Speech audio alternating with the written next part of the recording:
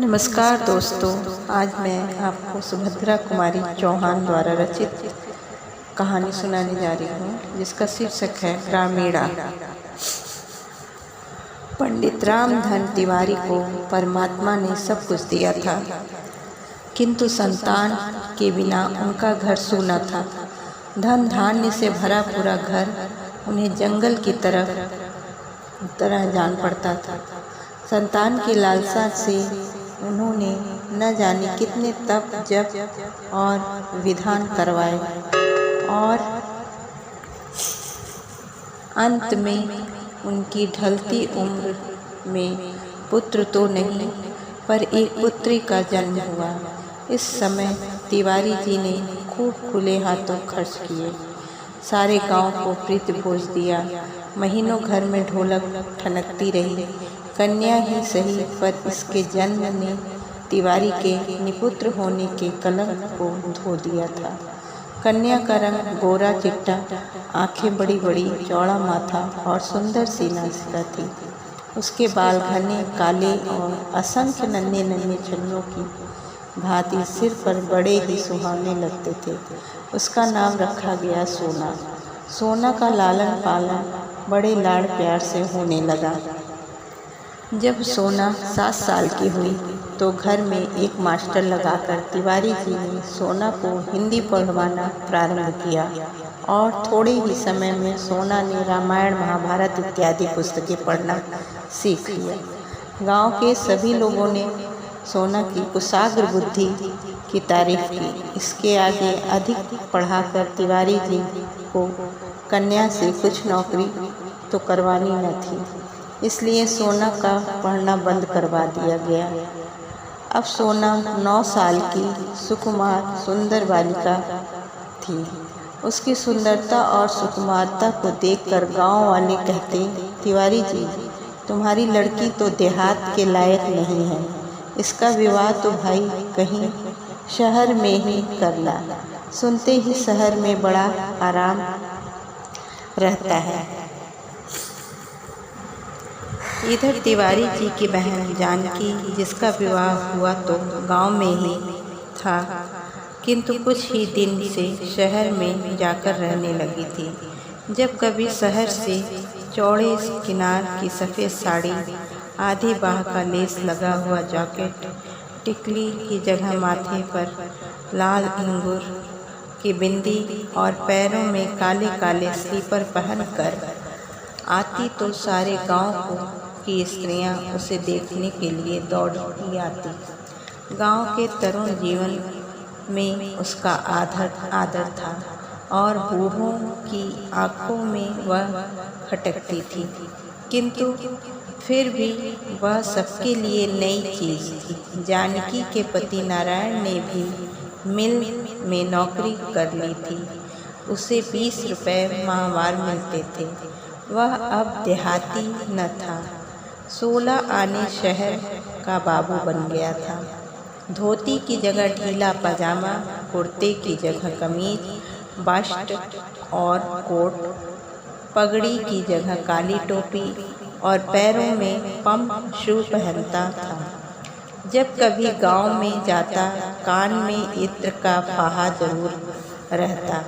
कभी हिना, कभी खस की मस्त खुशबू से बेचारे देहाती हैरान हो जाते। उन्हें अपने जीवन से शहर का जीवन ही सुखमय और शांतिदायक मालूम होता। इन सब बातों को देखकर और सोना की सुकुमारता को देखते हुए सोना की माँ नंदी ने निश्चय कर लिया था कि मैं अपनी सोना का विवाह शहर में ही करूँगी। मेरी सोना भी पैरों में पतले पतले लच्छे और काले काले स्लीपर पहनेगी, चौड़े किनार की सफ़ेद साड़ी और लेस लगा हुआ जैकेट पहनकर वह कितनी सुंदर लगेगी। इसकी कल्पना मात्र से ही नंदी हर्ष से विहल हो जाती, किंतु सोना को कुछ ज्ञान न था। वह तो अपने देहाती जीवन में ही मस्त थी। वह दिन भर मधुबाला की तरह स्वच्छंद फिरा करती।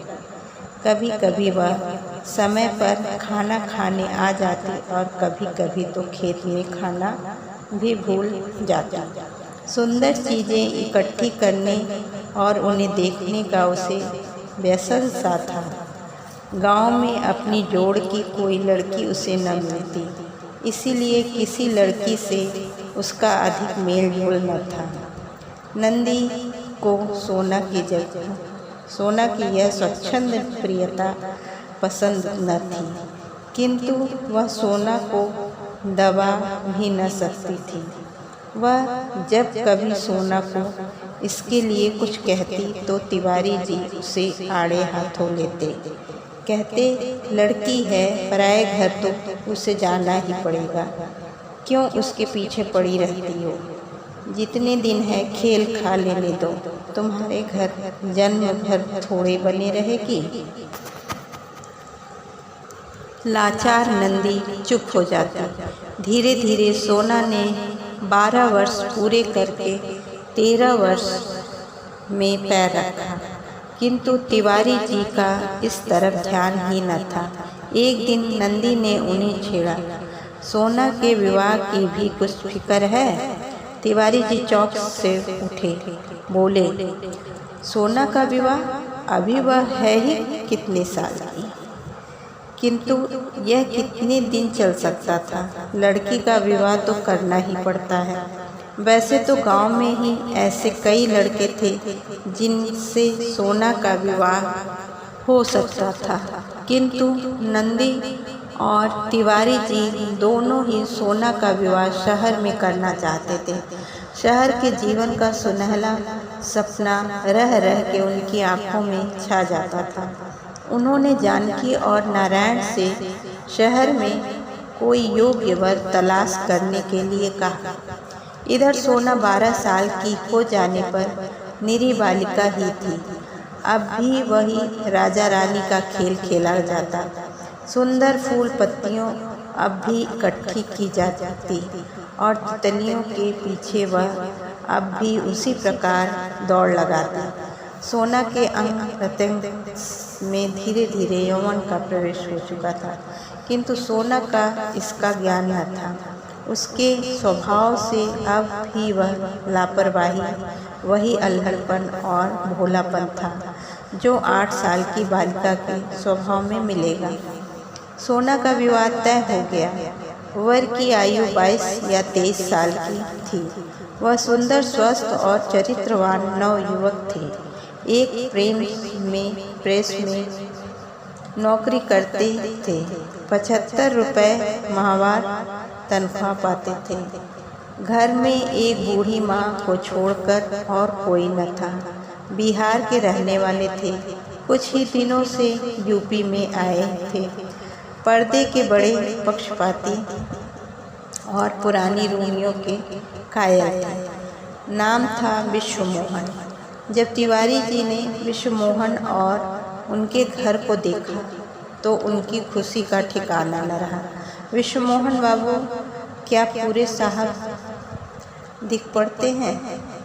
उनके घर में खिड़की और दरवाज़ों पर चिक्के पड़ी हुई थी। जमीन पर एक दरी पड़ी थी जिसके बीच एक गोल मेज थी। मेज के आसपास कई कुर्सियां पड़ी थीं। जब विश्वमोहन ने तिवारी जी से चाय पीने का आग्रह किया और तिवारी जी को उनके आग्रह से चाय पीनी पड़ी तो वहाँ का साज सामान देखकर तिवारी जी चकित हो गए। हर्ष से उनकी आंखें चमक उठी। सुंदर सुंदर प्यालों में मेज पर चाय पीने का तिवारी जी के जीवन में यह पहला ही अवसर था।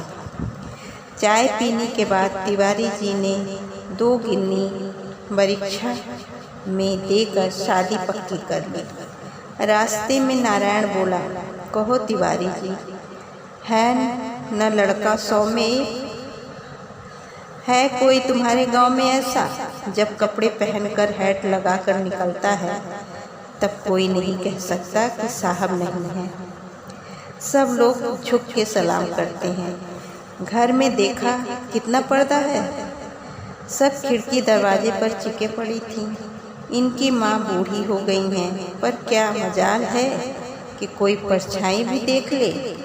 दोनों समय चाय पीते हैं, कुर्सियों पर बैठे हैं।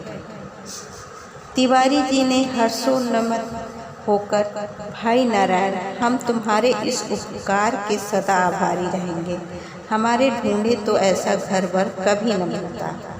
हम देहात के रहने वाले शहर का हालचाल क्या जाने, पर तुमने मेरी सोना को अपनी लड़की समझकर जो उसके लिए इतनी दौड़ भाग की है और ऐसा अच्छा जोड़ा मिला दिया, इस उपकार का फल तुम्हें ईश्वर देगा।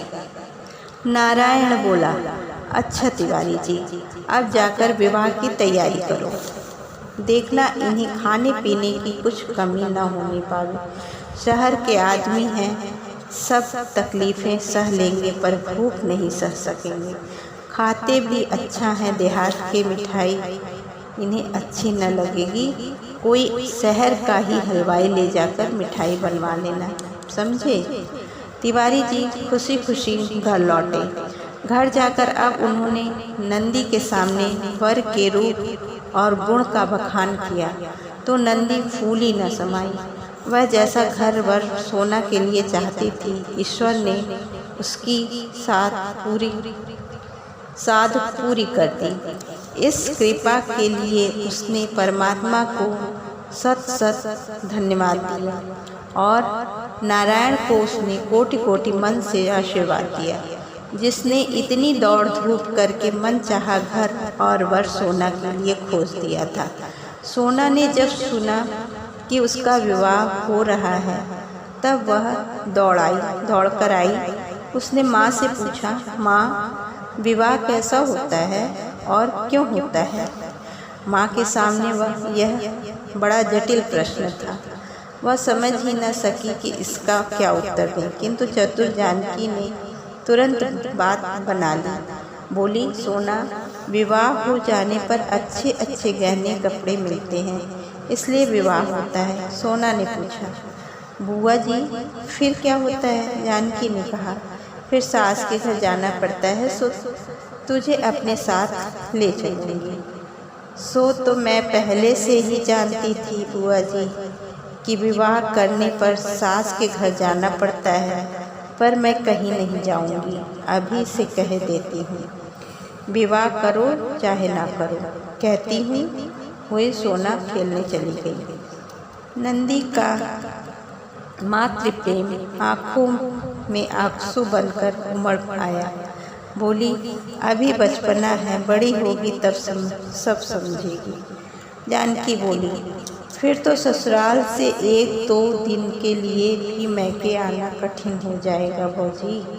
देखो ना, मैं ही 4-6 दिन के लिए आती हूँ तो रात दिन वहीं की फिक्र लगी रहती है। जहाँ गृहस्थी का झंझट सिर पर पड़ा, सब खेलना कूदना भूल जाता है। जब तक वह विवाह नहीं होता, तभी तक का खेलना खाना समझे। नंदी बोली, जानकी दीदी, तुम लोगों की कृपा से मेरी सोना सुखी रहे। जैसे उसका नाम सोना है, उसके जीवन में सोना ही बरसता रहे। सोना का विवाह हो गया। रामधन तिवारी की लड़की का विवाह गांव भर में एक नई बात थी। इसी विवाह में मंगलमुखी के स्थान पर आगरे से भजन मंडली आई थी, जो उपदेश के अच्छे अच्छे भजन गा के सुनाया करती थी। गहने कपड़े सब नए फैशन के थे। लहंगों का स्थान साड़ियाँ ने ले लिया था। जूते थे, मोजे थे, पाउडर की डिब्बी, सुगंधित तेल और भी न जाने क्या क्या था, जिनकी नंदी और जानकी ने कल्पना तक न की थी। गांव की औरतों को नंदी बड़ी खुशी खुशी सब चीज़ें दिखाया करती। देखने वाली सोना के सौभाग्य की सराहना करती हुई लौट जाती। उनकी आंखों में आज सोना से अधिक सौभाग्यशाली कोई न थी। जिस दिन सोना को ससुराल के सब गहने कपड़े पहनाकर नंदी ने पुत्री का सौंदर्य निहारा तो उसका रोम रोम पुलकित हो उठा। किसी की नज़र न लग जाए, इस डर से उसने छिपाकर बालों के नीचे एक काजल का टीका लगा दिया। जिसने सोना को देखा वही क्षण भर उसे देखता रहा। सोना सचमुच में सोना ही थी। विदा का समय आया। माँ बेटी खूब रोई। जब सोना तिवारी जी की कमर से लिपट कर रोने लगी तो तिवारी जी का भी धैर्य जाता रहा। वे भी जोर से रो पड़े। सोना विदा हो गई। विदा के बाद तिवारी जी की पुत्री विछोह का दुख भी था, साथ ही साथ आत्मसंतोष भी कि पुत्री अच्छे घर ब्याही गई है, सुख से रहेगी। सोना ससुराल पहुंची। रास्ते भर तो जैसे तैसे आई, किंतु घर पहुंचने पर जब वह एक कोठरी में बंद कर दी गई और बाहर से साफ हवा उसे दुर्लभ हो गई तो उसे ससुराल का जीवन बड़ा कष्टमय मालूम हुआ। अब उसे गहने कपड़े न सुहाते थे। रह रह कर कोठरी से बाहर निकलकर साफ हवा में आने के लिए उसका जी तड़पने लगा। स्वच्छंद हवा में विचरने वाली बुलबुल को जो दशा पिंजरे में बंद होने के बाद होती है, वही दशा सोना की थी।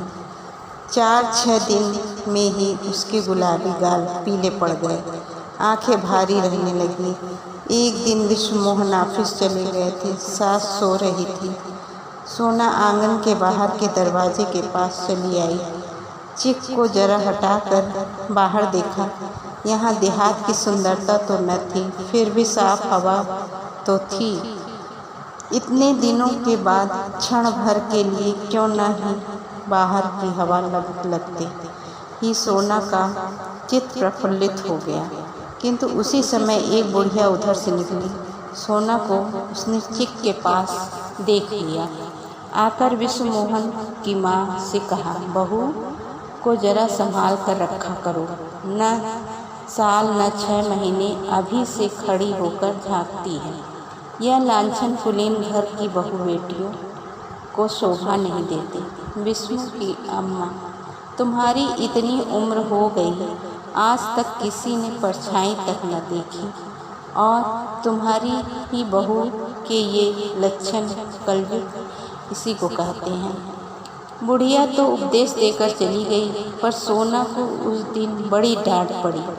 उसकी समझ में ही न आता था कि चिक के पास जाकर उसने कौन सा अपराध कर डाला।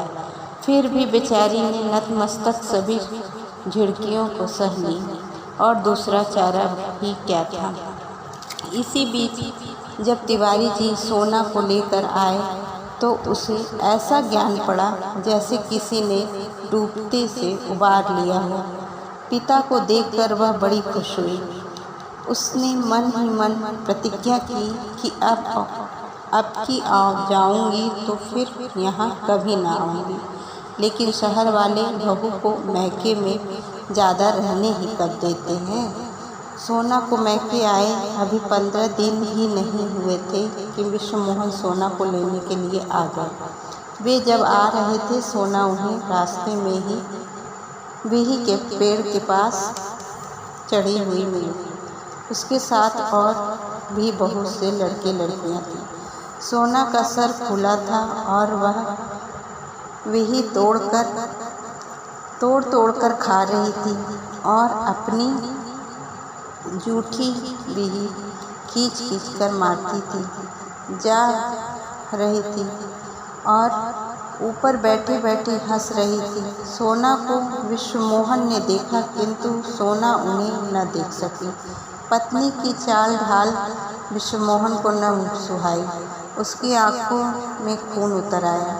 अपना क्रोध वे चुपचाप ही पी गए, किंतु उसी समय उन्होंने मन ही मन प्रतिज्ञा की कि अब से सोना को मैके कभी न भेजेंगे। वे जाकर चौपाल में मोड़े पर बैठे ही थे कि अपने बाल सखा और सहेलियों के साथ सोना भी पहुंची। विश्वमोहन को देखते ही उसके हाथ की बिही फेंक दी और सिर झक कर अंदर भाग गई। फिर ससुराल जाना पड़ेगा, इस भावना मात्र से उसका हृदय व्याकुल हो उठा। सोना फिर ससुराल आई। अब की बार आने के साथ ही घर का सारा भार सोना को सौंप कर सोना की सास ने गृहस्थी से छुट्टी ले ली।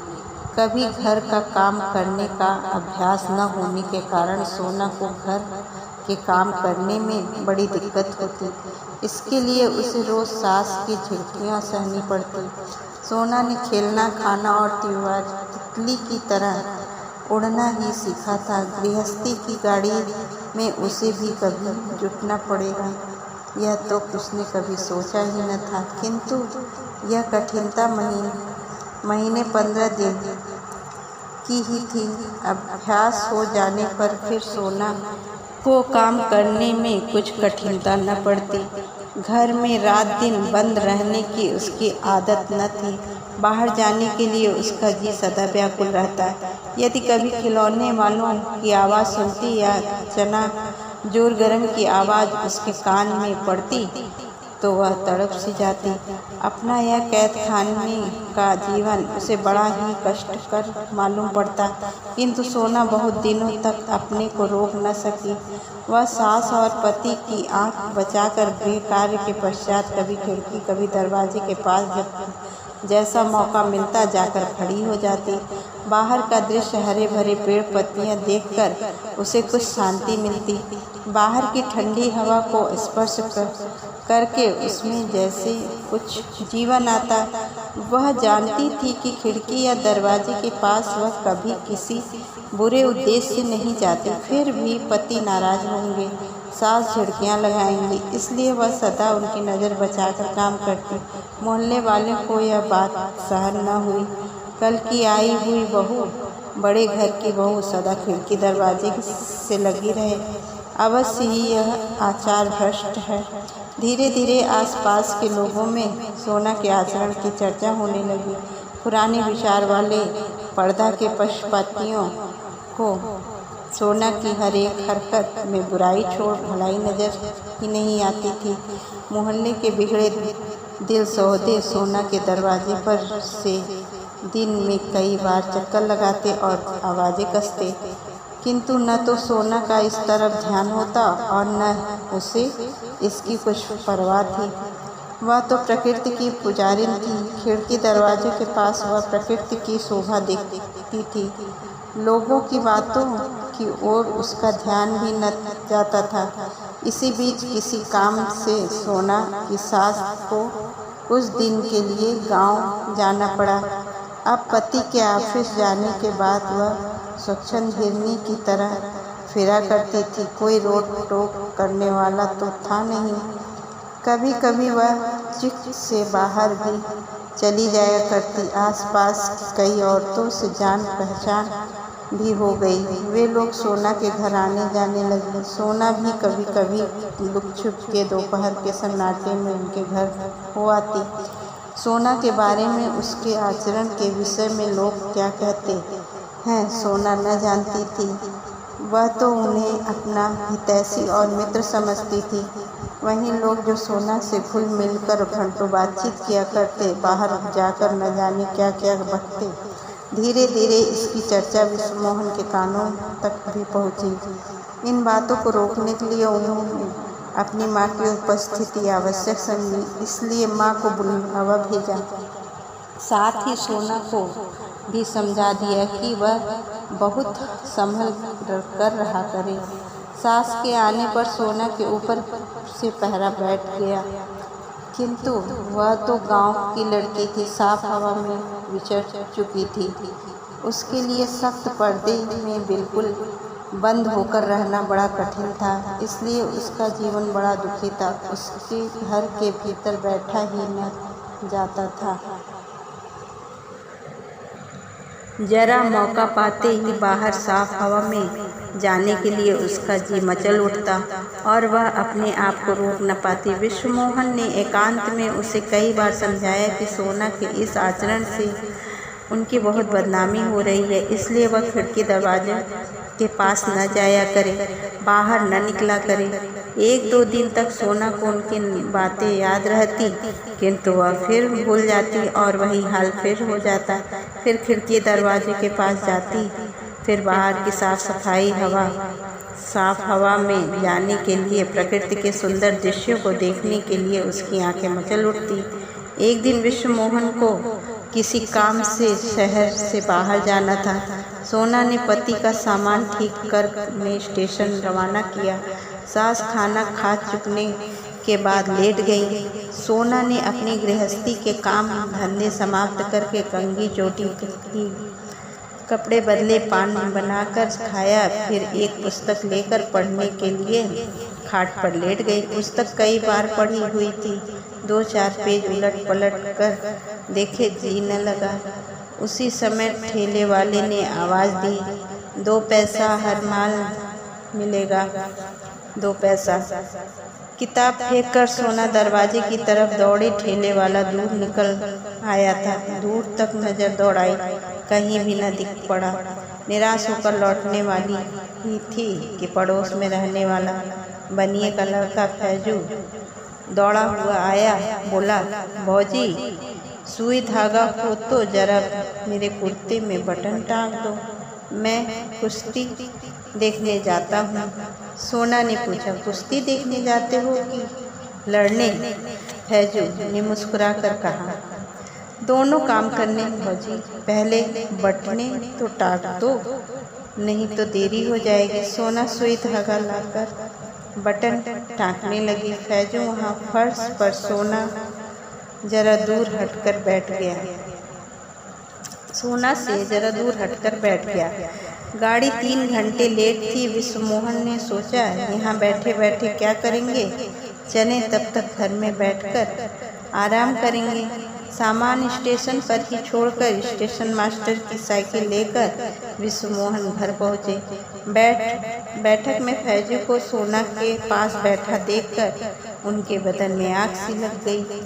वे घर भर वहीं खड़े रहे। वे क्षण भर वहीं खड़े रहे, परंतु इस दृश्य को वे गंवारा न कर सके।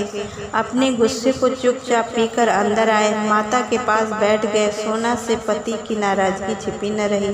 ज्यों-ज्यों किसी प्रकार बटन टाक कर कुर्ता फैजू को देकर वह अंदर आई। सोना ने स्वप्न में भी न सोचा था कि जरा सी बात यहाँ तक बढ़ जाएगी। पति का चेहरा देखकर वह सहम सी गई। उसकी त्योहारियों चढ़ी थी, चेहरा स्याह और आंखें गीली थीं। सोना अंदर आई। विश्वमोहन ने उसकी तरफ आंखें उठाकर भी न देखा। उसने डरते डरते पति से पूछा, कैसे लौट आए? विश्वमोहन ने रुखाई से 2 शब्दों में उत्तर दिया, गाड़ी लेट है। सोना ने फिर छेड़ा, अब कब जाओगे? विश्वमोहन ने तीव्र दृष्टि पत्नी पर डाली और कठोर स्वर में बोले, गाड़ी 3 घंटे बाद जाएगी, तब चला जाऊंगा। सोना फिर नम्रता से बोली, तो इस प्रकार कब तक बैठे रहोगे? मैं खाट बिछाए देती हूँ, आराम से लेट जाओ, तुम्हें कष्ट करने की आवश्यकता नहीं है, मैं बहुत अच्छी तरह हूँ। विश्वमोहन ने कड़े स्वर में रुखाई से कहा।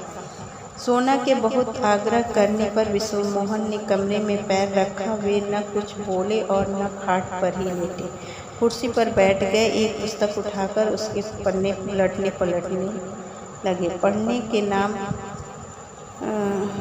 से कदाचित एक अक्षर भी न पढ़ सके, किंतु इस प्रकार वे अपनी अंतर्वेदना को चुपचाप लहू के घूंट की तरह पी रहे थे। सोना का आचरण उन्हें हजार बिच्छुओं के दर्शन की तरह पीड़ा पहुंचा रहा था। पति की आंतरिक वेदना सोना से छिपी न थी। वह जरा खिसक कर उनके पास बैठ गई। धीरे से उससे अपना सिर विश्वमोहन के पैरों पर धर दिया। बोली, इस बार मुझे माफ़ करो। अब तुम जो कुछ कहोगे मैं वही करूँगी, मुझसे नाराज न हो। विश्वमोहन के पैरों पर जैसे किसी ने जलती हुई आग धर दी। जल्दी से उन्होंने अपने पैर समेट लिए और तिरस्कार के स्वर में बोले, यह बात आज क्या तुम पहली ही बार कह रही हो? यह मौखिक प्रतिज्ञा है, हार्दिक नहीं है।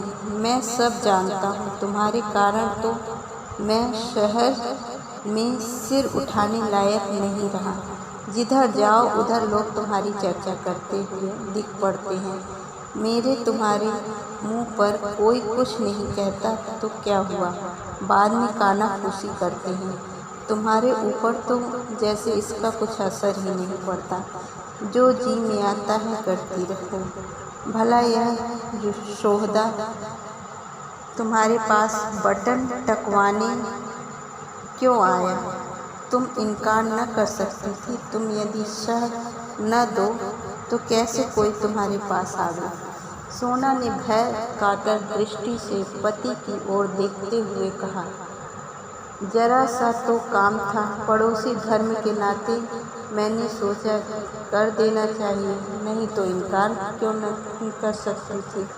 इसी प्रकार जरा जरा सी बातों से बड़ी बड़ी बातें हो जाया करती। निभाया करो पड़ोसी धर्म, मगर मेरी इज्जत का ख्याल मत करना। कहते हुए विश्व मोहन बाहर चले गए, साइकिल उठाई और स्टेशन चल दिए। आहत अपमान से सोना तड़प उठी। वह कटे हुए वृक्ष की भांति खाट पर गिर पड़ी, रोई। रो लेने के बाद उसका जी हल्का हुआ। उसे अपने गांव का स्वच्छंद जीवन याद आने लगा। देहाती जीवन की सुखद स्मृतियां एक एक करके सुखवी की सुंदर कल्पना की भांति उसके दिमाग में आने लगी। उसे याद आया किस प्रकार जाड़े के दिनों में अलाव के पास न जाने कितनी रात तक बूढ़े जवान युवतियाँ और बच्चे सब एक साथ बैठकर आग तापते हुए पहेलियाँ बुझाते और किस्से कहानियाँ कहा करते थे। किसी के साथ किसी प्रकार का बंधन न था। नदी पर गांव भर की बहू बेटियाँ कैसे स्नान करने को जाती थीं और फिर सब एक साथ गाती हुई लौटती थी। कितना सुखमय जीवन था वह। चने के खेत में नर्म नर्म चने की भाजी तोड़कर सब एक साथ किस प्रकार खाया करते थे। कभी कभी छीना झपटी भी हो जाया करती थी। हंसी मजाक भी खूब होता था। वहाँ किसी का कुछ शिकायत न थी। अपने पड़ोसी कुंदन के लिए वह माँ से लड़ भिड़ कर भी मिठाई ले जाया करती थी। नदी पर नहाने के बाद कभी कभी कुंदन उसकी धोती भी तो धो दिया करता था। वहाँ तो उसकी कभी चर्चा नहीं हुई। पड़ोसिए से एक सुंदर सा पोत का बटुआ बनाकर सबके सामने ही तो उसने कुंदन को दिया था, जो अब तक उसके पास रखा होगा। वहाँ तो इस पर किसी को भी बुरा न लगा था। वहाँ सबसे बोलने बात करने की स्वतंत्रता थी। कुंदन की भाभी नई नई तो ब्याह के आई थी, पर हम लोगों के साथ ही रोज़ नदी नहाने जाया करती थी और साथ बैठकर झूला भी झूला करती थी। अलाव के पास भी बैठा करती थी। फिर मैंने कौन सा ऐसा पाप कर डाला जिसके कारण इन्हें शहर से सिर उठाने की जगह नहीं रही। यदि किसी का कुछ काम कर देना, बोलना या बातचीत करना पाप है, तो कदाचित यह पाप जाने अनजाने मुझसे सदा ही होता रहेगा। मेरे कारण उन्हें पद पद पर लांछित होना पड़े तो मेरे इस जीवन का मूल्य ही क्या है? ऐसे जीवन से तो मर जाना अच्छा है। मैं घर के अंदर पर्दे में नहीं बैठ सकती, यही मेरा अपराध है। इसी के कारण तो लोग मेरे आचरण में धब्बे लगाते हैं। मैं लोगों से अच्छी तरह बोलती हूँ, प्रेम पूर्ण व्यवहार करती हूँ, यही मुझ में बुराई है ना। आज उन्हें मुझ पर क्रोध आया। उन्होंने तिरस्कार के साथ मुझे झिड़क दिया। इससे उनका कोई कसूर नहीं है। पत्थर के पाट पर भी रस्सी के रोज रोज घिसने से निशान पड़ जाते हैं। फिर वे देवतुल्य पुरुष हैं, उनका हृदय तो कोमल है। इन अपवादों का असर कैसे न पड़ता। रामचंद्र जी सरीखे महापुरुष ने भी तो जरा सी ही बात पर गर्भवती सीता को वनवास दे दिया था। फिर ये तो साधारण मनुष्य ही हैं। इन्होंने तो भी जो कुछ कहा ठीक ही कहा, पर इससे मेरा भी कौन सा दोष है जब इन्हीं के हृदय में संदेह ने घर कर लिया। तो मैं जीती हुई भी मरी से गई बीती हूँ। इसी प्रकार अनेक तरह कि संकल्प विकल्प सोना के मस्तिष्क में आए और चले गए। 3 दिन बाद विश्वमोहन लौटे। जाने से पहले उनमें और सोना में जो कुछ बातचीत हुई थी वे उसे प्रायः भूल से गए थे।